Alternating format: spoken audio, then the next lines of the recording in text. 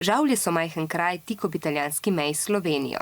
Špansko podjetje pa želi tam že več let graditi plinski terminal. To pomeni, da bi tja z velikimi ladjami, tankerji, vozili utekočinjeni plin, v terminalih pa bi ga shranili in ga od tam pošiljali naprej.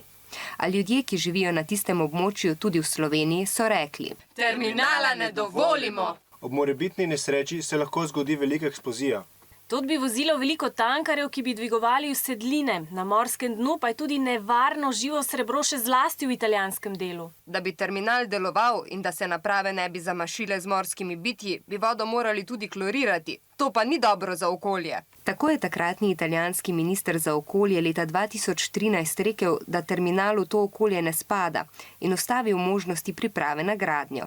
A novi italijanski minister za okolje se je po 2 letih drugače odločil in tamkajšnje ministrstvo za okolje je izdalo soglasje za gradnjo, torej gradnjo dovolijo.